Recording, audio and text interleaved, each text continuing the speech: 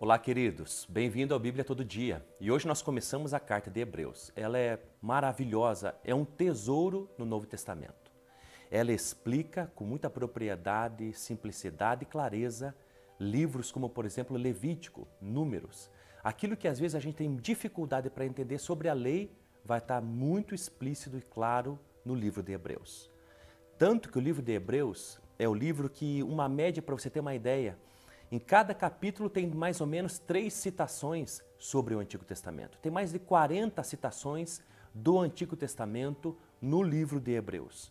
Mais de 11 livros do Antigo Testamento são citados e as maiores citações são sobre o livro de Salmos. Tudo isso porque o autor está puxando do Antigo Testamento aquilo que Deus já falava do Messias, de Cristo. Por isso que a carta aos Hebreus você vai ficar maravilhado com ela e espantado com o poder dela na sua vida. Basicamente, o tema de Hebreus fala sobre a superioridade. Jesus Cristo, a sua superioridade sobre tudo e todos. Sobre os anjos, sobre os homens, sobre sacrifícios e aliança. Esse é o tema da carta, a superioridade de Cristo. E por causa dessa superioridade de Cristo, em relação a tudo e a todos, também quando a gente se encontra com Jesus na cruz do Calvário, nos convertemos. A carta de Hebreus vai falar sobre a necessidade de servirmos Jesus Cristo também de uma forma superior. Assim como Ele é superior a tudo e todos, também exige que a gente o sirva de forma superior.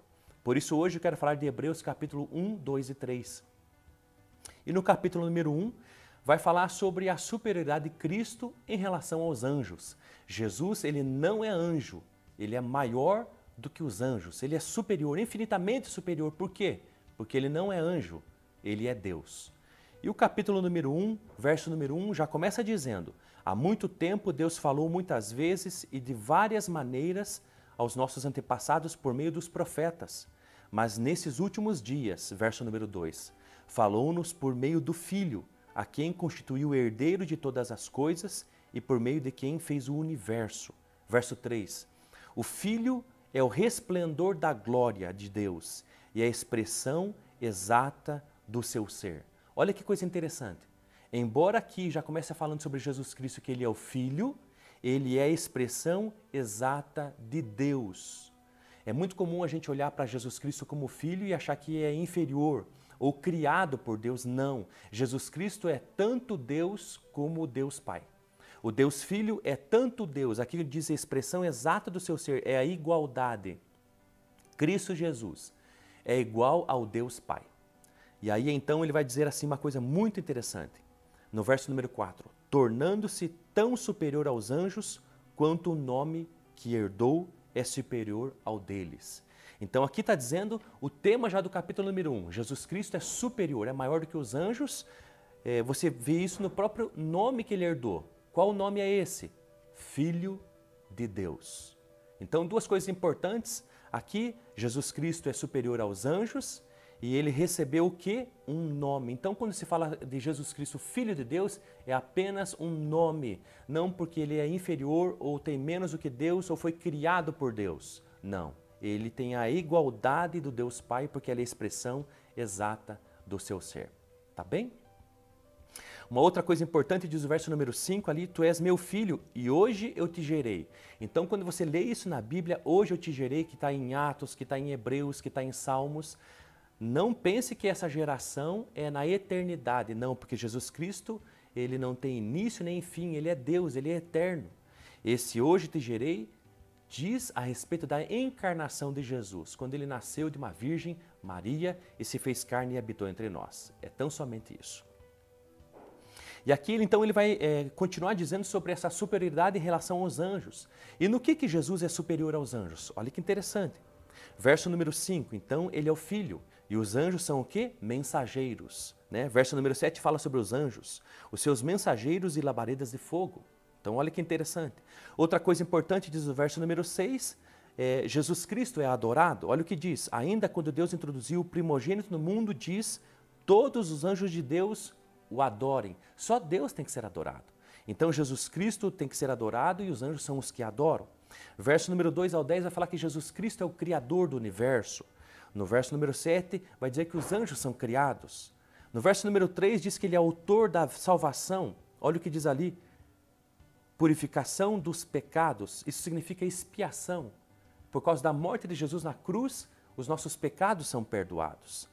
No verso número 14, ainda do capítulo número 1, fala que os anjos são ministros da salvação aos que creem, ou seja, aqueles que ministram, que servem. Eu e você somos aqueles que somos salvos. No verso número 8, diz que Jesus Cristo é governante, o seu trono subsiste para todo sempre. Trono de quem? Governo de quem? Do Deus Filho, de Jesus Cristo, e a Bíblia diz que é para todo sempre. No verso 5 do capítulo 2, diz que os anjos são súditos. Ou seja, no capítulo número 1, vai falar de Jesus Cristo 100% Deus. Ele é maior do que os anjos. Ele não é anjo, ele é maior. Então, quem é Cristo no capítulo número 1? Ele é o Criador do universo, ele é a expressão exata do ser de Deus. No capítulo número 2, vai falar já sobre a humanidade de Jesus, 100% homem. Então, olha que coisa interessante. Então, Jesus é 200%?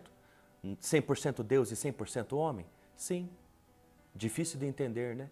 Jesus não é 50% Deus e 50% homem. Não. Ele é 100% Deus e 100% homem. Isso diz no capítulo número 1 e no capítulo número 2. No capítulo número 2 vai falar sobre a encarnação de Cristo, ele 100% homem. Por que isso é importante a gente entender que Deus é 100% Deus? 100% Deus, ele pode perdoar nossos pecados. Ele pode nos salvar. 100% Deus, ele não pecou nenhuma vez. Isso é o maravilhoso de 100% Deus. E o que é 100% homem? Como 100% homem, ele pode ter compaixão. Ele pode ter misericórdia, porque ele sabe o que é ser homem. Ele sabe o que é ter dificuldades, o que é ter frio, o que é ter fome, passar por perseguição e ter problemas.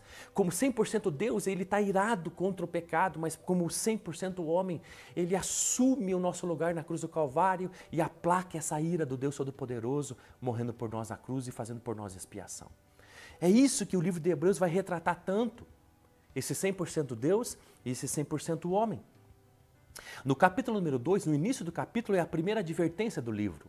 Diz ali o perigo da negligência, o perigo da preguiça, o perigo de não se esforçar, o perigo de não ser vigilante em Cristo. Isso é muito comum quando a gente, depois que se converte, a gente se acomoda e se torna negligente. E a gente deixa de dar atenção, como dava no início, às coisas de Deus. Perceba uma coisa interessante que diz ali no verso número 3, esta salvação, primeiramente anunciada pelo Senhor, foi-nos confirmada pelos que ouviram. Olha que interessante, o autor Hebreus está dizendo que ele é da terceira geração dos cristãos. Primeiro foi ouvida a primeira geração pelo Senhor, depois pelos aqueles que ouviram do Senhor e agora por eles. Olha que informação interessante. Então vai falar sobre esse Cristo encarnado no capítulo número 2. E o que Jesus Cristo fez? No capítulo 1 nós conversamos sobre o que ele é.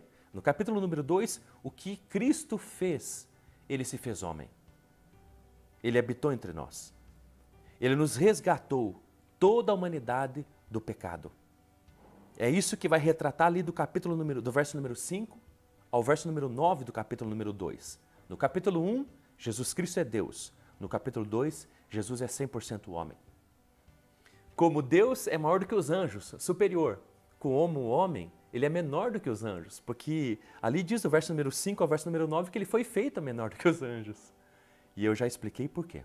No capítulo número 3, indo para a parte final, aliás, antes disso, no capítulo número 2, o verso número 14, uma informação importante, talvez você lendo passou por isso e ficou curioso. Portanto, visto que os filhos são pessoas de carne e sangue, ele também participou dessa condição humana para que por sua morte derrotasse, destruísse aquele que tem o poder da morte, isto é, o diabo.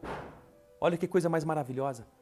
Com um sacrifício, com a expiação, com a morte de Jesus Cristo, o 100% homem, 100% Deus, na cruz do Calvário, destruiu o poder da morte e o poder do diabo. Por quê? Porque o diabo tinha o poder da morte por causa dos nossos pecados. E Deus nos livrou dessa escravidão, da morte física e da morte eterna, pelo seu sacrifício na cruz. Uma outra coisa importante, uma curiosidade, no verso número 9, vemos, todavia, aquele que por um pouco foi feito. Fala da encarnação de Jesus. Por um pouco de tempo, 33 anos, foi feito homem. E ele sofreu morte. No verso número 10 vai falar tornar-se perfeito mediante o sofrimento, o autor da salvação deles. na parte B do verso número 10. Olha que interessante. Jesus se tornou perfeito mediante o sofrimento. Você tem sofrido? Você tem passado por dificuldades? Saiba que o sofrimento nos transforma, nos melhora, nos capacita a sermos perfeitos. A Bíblia diz aqui que Jesus Cristo, homem, tornou-se perfeito mediante o sofrimento. Então não rejeite o sofrimento, mas passe pelo sofrimento entendendo que você vai sair dele ainda mais maduro, ainda mais forte, ainda mais crente em Deus, ainda mais conhecedor dele, ainda mais com intimidade com ele. Aproveite o sofrimento para se aproximar cada vez mais de Jesus e não se afaste de Deus quando o sofrimento acontecer ou chegar. E por fim, no capítulo número 3, vai falar sobre ainda a superioridade de Jesus, não somente dos anjos, mas agora em relação a Moisés. Jesus Cristo vai comparar ele no início do capítulo número 3 a Moisés e a fidelidade. Jesus foi tão fiel como Moisés, diz o início do capítulo número 3. Mas Jesus é superior, diz a palavra de Deus. Verso número 3, Jesus foi considerado digno de maior glória do que Moisés. Porque na casa de Deus, no início do capítulo número 3, vai falar que Moisés era o servo. E a Bíblia diz que na casa de Deus, Cristo é o Filho, diz ali o verso número 6. E então vai falar sobre incredulidade, e é isso que vai terminar o capítulo número 3. Cuidado com a incredulidade. Então, está falando sobre a superioridade de Jesus em relação aos anjos, em relação a Moisés, e termina dizendo sobre a incredulidade do homem. Jesus é comparado com Moisés. Moisés tirou Israel da escravidão do Egito, mas Jesus Cristo redimiu os homens da escravidão do pecado. Por isso que ele é superior. E concernente à incredulidade, isso é muito interessante, cuidado. Desde o verso ali número 7 até o verso número 11, vai citar a palavra de Deus do Antigo Testamento, dizendo assim: eu não endureço o coração como na rebelião durante o tempo da provação no deserto. Que tempo é esse? É de Números 13 e 14. Quando o povo estava acampado lá no acampamento de Cades Barneia e enviou espiões para espionar e trazendo informações da terra prometida. E eles voltaram com alimentos e disseram: realmente a terra que emana leite e mel, mas lá há gigantes que habitam nessa terra.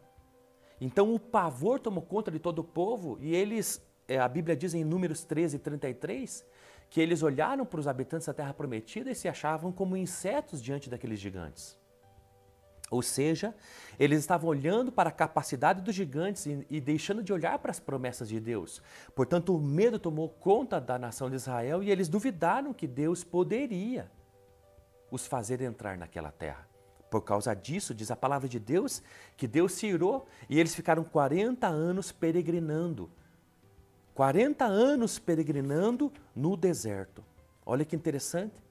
O verso número 17 do capítulo número 3 diz: contra quem Deus esteve irado durante 40 anos.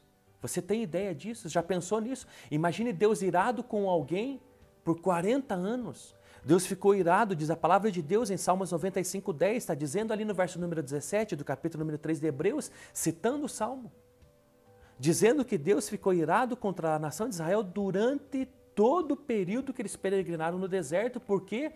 Porque eles olharam para a capacidade dos gigantes, mas não para as promessas de Deus. Saiba, não olhe a ira como uma fraqueza. Eu quero pedir isso para você em nome de Jesus. A Bíblia diz no verso número 12 do capítulo número 3, cuidado. Irmãos, cuidado para que nenhum de vocês tenha um coração perverso e incrédulo. E eu quero pedir isso para você em nome de Jesus. Cuidado com a incredulidade, não ache ela uma fraqueza. Ela não é. O texto aqui está dizendo que ela é perversidade. Não fique olhando para você, olha, é uma fraqueza, eu não consegui, não é fácil para mim. Não, a incredulidade é uma perversidade, é uma questão de coração duro. E Deus não olha isso com bons olhos. Então, o que fazer? A resposta está no verso 13 e 14 do capítulo 3.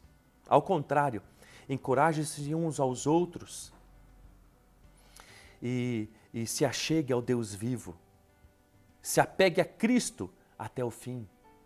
Se você tem alguma dúvida, escreva aqui embaixo nos comentários, em nome de Jesus. E se você quer ganhar um comentário desse, como o meu aqui, um livro sobre Hebreus, onde estão os textos de Hebreus e também um espaço para você fazer comentários, colocar as suas anotações, como esse daqui, um texto bíblico e um espaço para você fazer os seus comentários, as suas anotações.